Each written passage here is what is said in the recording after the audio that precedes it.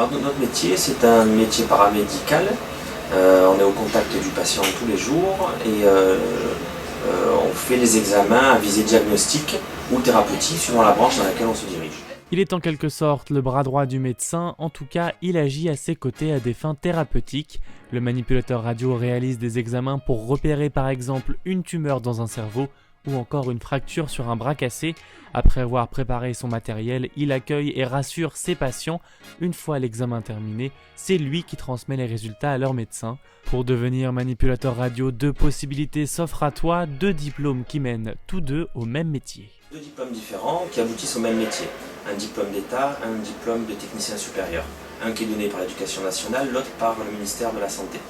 Voilà, les deux, il y a 3 ans d'études et à la fin de ce diplôme, on a accès donc à 5 métiers complètement différents. Dans la radiologie conventionnelle, on fait les radios standards, des bras, des jambes, des thorax, etc.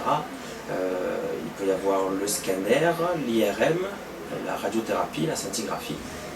Et donc là, moi depuis 8 ans, je fais du scanner, mais si demain j'en ai envie, je peux passer à l'IRM et c'est un métier complètement différent. Si en 2005, la France comptait près de 25 000 manipulateurs, elle en manque aujourd'hui.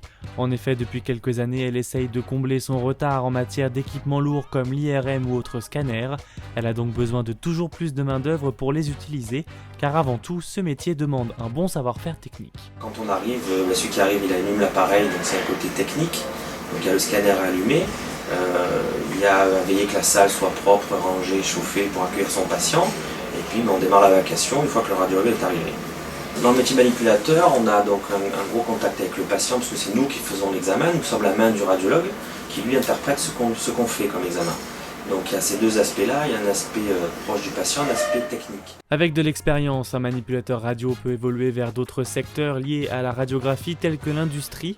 Il peut également exercer dans le domaine culturel au sein des musées ou des laboratoires de recherche qui y sont rattachés.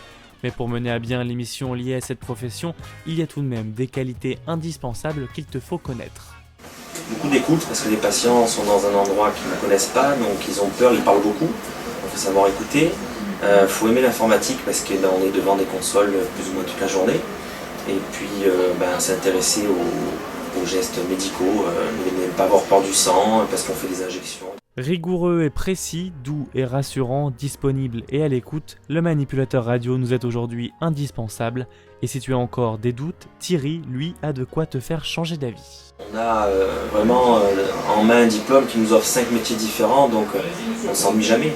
Et si auquel cas on s'ennuie dans une branche, on change de branche, on fait de la radio, une autre branche, et à ce moment-là, on repart plus ou moins à zéro. Et ça, c'est pas offert dans toutes les branches.